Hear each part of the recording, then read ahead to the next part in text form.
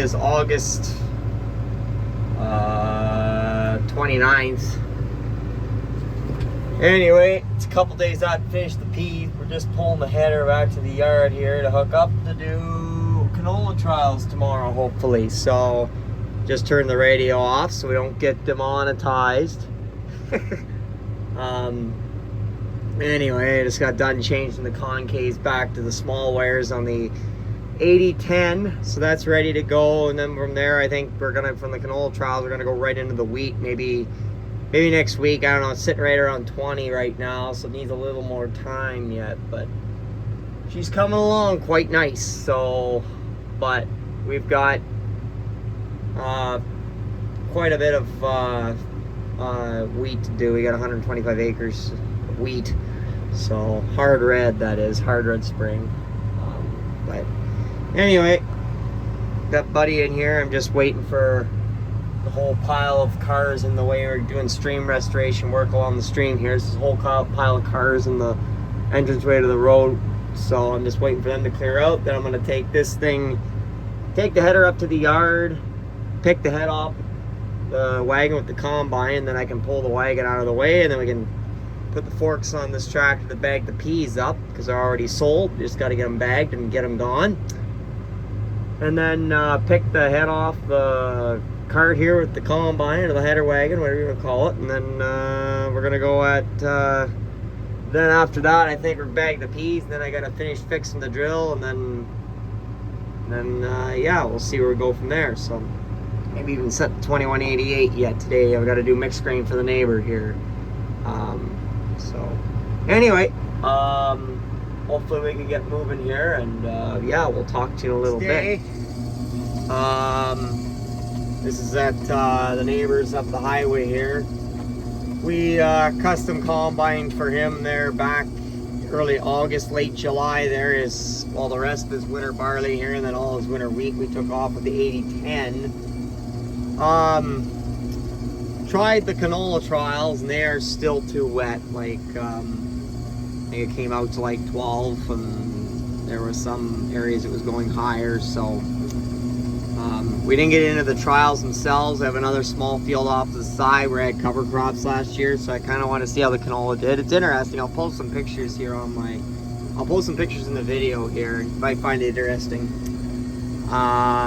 Anywho, so yeah, so bottom line is it's not ready. It probably needs, honestly, a week or 2 weeks. It's probably middle of September until it goes. So it looks ready, but it's just there's too many greens in there, and you know, you can, yeah, you can desiccate it, but then it starts shelling out, and so there goes those damn pigeons.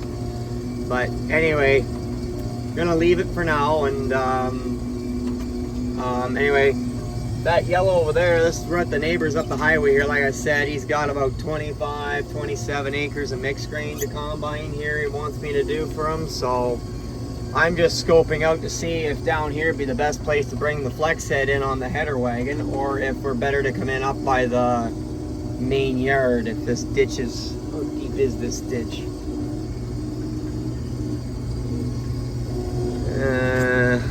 Well, it's not terrible if you come in right up there, I guess. Well, I don't know. I'm gonna have to get out and check. Put it in park. But yeah, so I think it's gonna be a couple weeks yet, to be honest, to get it. Like, there were spots, I know the canola was in the 9% range, but, oh, there we go. Apologize for the shakiness of the camera. Come on, there we go, lock into place. But there was a bunch of places too that were in the higher range, so I think we're better just to play it safe. Well, this isn't that at all. I think I'm gonna have Dad come off on a highway right here. This looks pretty good. So better to come off the highway here. So look at that combine. Isn't that nice? But anyway, so yeah, so we're probably gonna leave it maybe do the wheat and then come back to it before we start black beans. Still got nice straw bales out here. But yeah, it's back there, so we'll just take the combine, I think, back there and then into the field off the laneway here. It's a shared driveway is my understanding here. Anyway, it's a nice farm. But anyway, so, alright, this is what it is. I got about a ton I gotta get rid of. I can't let it sit, so I'm gonna see if I can take it down to the elevator down in Burner. And, excuse me. And a tote is only about a ton, so it shouldn't be too bad. So better to just you know, get rid of it and go from there. So, and then take it off when it's ready. So forecast doesn't look terrible. There's some rain next week here, but not, well, they've lowered it, which is fine with this guy.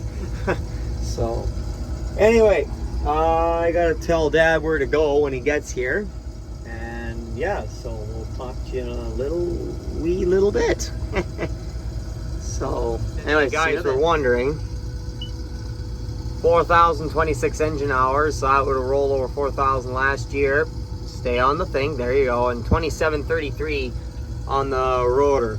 I bought this combine with 2,900 engine hours and 2,350 on the separator. So we put about, I don't know, I guess 1,200 hours in the motor on the engine, 1,150, 1,200 hours, and about just shy, not quite, about 380, 400, just shy of 400 hours on the rotor, about 380 and change. So anyway, fun fact for the day, just in case you guys wanted to know. How much hours this combine has. 96 model. It's 1996. So favorite combine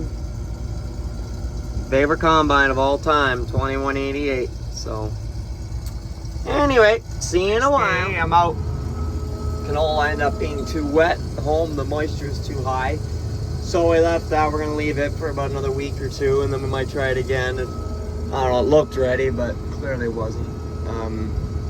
No greens, just too wet yet. So but anyway, we're custom combining. This is mixed grain for the neighbor here, so I'm just gonna make sure the piles will come up. I gotta move the combine then. So I'd say it's more than half oats, the mix that you've got in here, and then the barley is breaking down, so it's a little slower going because you got to get down because the barley's broke down, so you got to get down almost to the ground to get all the barley too. So, but we're getting her, and it's running pretty good for him, so good crop. But yeah, so anyway, we're just like I said, we're just combining here, and let me get a shot of me combining here in the good spot here. Dad's gonna go plant wheat, and then tomorrow we finish this job off here. I might, we'll see how things go here. I might see if Dad wants to do this tomorrow, and I'll plant wheat, just kind of mix things up a little bit. I love combine, it's my favorite job in the world, but a little easier for Dad to sit on the combine. So, but thing is, first day getting the settings set right and everything, especially when you got mixed grains, two crops going in at the same time, right? Oats and barley. We used to do three, actually. It used to be 45, 45, 10, oats, barley, wheat, respectively. So, but anyway, get through today, and then we'll see how we feel and what's going on tomorrow and how much we got left here. So combine with the 2188. Give her a few RPMs. Just because the large wire concaves are still in here, so the 8010 I got switched over to the small wires because we were canola and we're going into the wheat next. So anyway, whatever, getting her done. So and that looks about good enough. So anyway, I'll shut up and I'll get some footage of combine here when I bring you back in a few. I never got back to videoing any combining for you guys, but I will get some tomorrow. I got some better stuff I can video there. Mixed grain there, really good crop. Just the barley, the barley was down, so I had to keep the head close to the ground, and then at the end there it started to get tough, so it wasn't feeding as well, and so you're thundering that stuff through the rotor, so you're always kind of on edge, so you don't plug the rotor freaking right tight. You guys know what I mean. So anyway, I don't know, it's 7:15 now. We shut it down just before 7 o'clock there, so because it's dark after 8 now, so I mean, it's getting tough, you know, just before 7, so I mean, but it is almost September. So here's our other land that we just got this year. It's just tiled. I was working on leveling these tile runs with my Lemken Steiger. It's back that way, there we go. Excuse me. And that, so this field here is done. Now we there's that field and there's another field over there. So, but this is the biggest one of the 3. So, but as you can see, there's a few ruts in there that have to be leveled out in there, and tile runs. So it's gonna take a little time. Then I got to spray it down, burn it down, so it's all, that grass all dies, and then we're gonna put black beans in there next year. So yeah, anyway, so yeah, that's done. I'm going to pick up Dad right now. He's had issues with the drill. I think one of the runs there is kind of acting stupid. I don't know, disc opener fell off and the run plugged up and that, I don't know. Same's happened to me the odd time. I don't know what happened. It could be I had it off there to clean it out. Maybe the last time I put it on, I didn't put it on very good or something, and that, but you know, it happens, shit happens, so.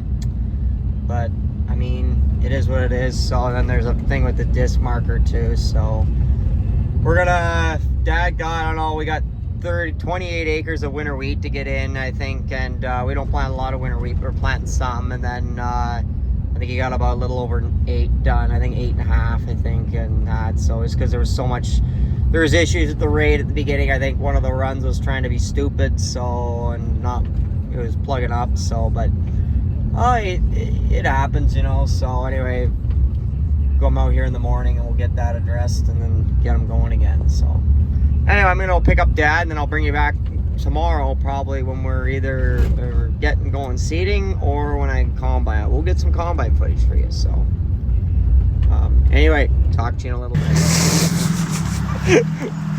This is our corn stand. We store it in the bush for the night because we're right along the highway.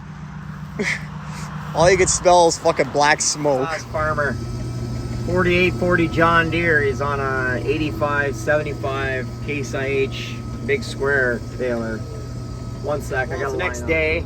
But anyway, that's that previous clip there. That was for Nick, old South Sass farmer. Go check out his YouTube channel. There's some pretty good stuff there. Used to have a 2188, and then he sold it and got the 8010.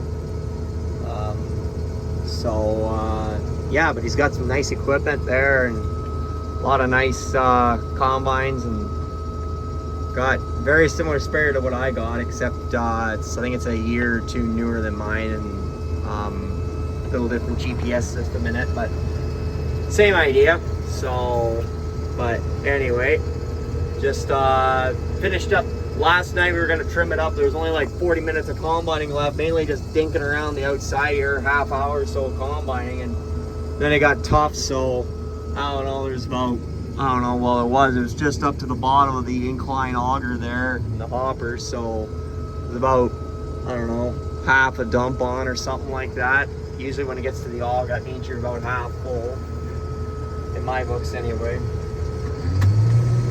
Throttle it up. For some reason the oats doesn't want to slide down too well. Yeah, I know my window's dirty back there before anybody says anything. But anyway, so yeah, it's just a little clip for old Nick. I'll see if I can get a clip, better, more accurate quality clip on the way out here. So that's better. So yeah, I don't know what year it is, so don't ask me, but this guy here's got a nice 4840. I think they're somewhere in the 220, 30 horse range, I want to say. I don't know my John Deeres too well, so if I'm wrong, please correct me, and I apologize. But yeah, it's fairly good shape. Anyway, thought something that all South Sask farmer would like to see, so that's for you, Nick. So anyway, I like my case tractors. I know some of you don't agree with that, but whatever. I like my 2090 and I like my 7120 that I got. So I'd like to have a 7240 to go along with the rest, but god damn, they're fucking expensive. Like, I think I priced out some 7240s and they were like in the $80,000 to $100,000 range. Some were in the 120 to 130, and they got like 10 to 12,000 hours. But really reliable, like transmission, rotor my ass. Fuck, I'm still in combine world here. Transmission, motor, like that 8.3 Cummins is hard to beat. So, but anyway, I'm gonna get some combine footage next little piece here. So we'll talk to you. We're almost done this last strip of well, this is, you can see there's some winter wheat in here, but there's this strip had a lot of winter kills, so they just drilled in mixed grain. Now we're just taking it off for feed for them. So actually not a bad move. Actually, I done that myself a few times, so when I was younger. But anyway, we're just about done this combining here. You can see it's coming in there pretty good. It's wheat, and then there's some oats and barley in here as well, so it's all going for feed. So I mean, they're using it. I think they milk goats, so it's going for goat feed, I think, if I remember correctly. Anyway, just thought I'd show you that. A lot of this Artemisia type weed here. But anyway, talk to you in a few. All done. Put my auger in. But anyway, so that's done for them. Got that mixed grain done. So so now we're just gonna take the combine back to the yard here, their yard, there where the header wagon is, and take it back there, and then I don't know, I'm not gonna take the head off and bring the combine home today. It's just too much going on, but I gotta go over and help Dad finish planting wheat. He's down like the last 6-7 acres. I think he only has part of a fill left to do, so that's good. Still some issues with the drill. I think part of it's just the runs are kind of got some cobwebs or junk in them, and just it's hard getting it out. I should have blown out all the runs, but I figured, oh, okay, forgive me. I'm running this combine with one hand so I can make a video for you guys, so nobody go, oh, you're being all jerky with it. Fuck off. But that culvert's kind of rough. Ooh, boy, there's a bump. Anyway, so there we go. Got a bit of barley dust in my, or oats dust, or wheat dust, or some kind of dust in my throat. Anyway,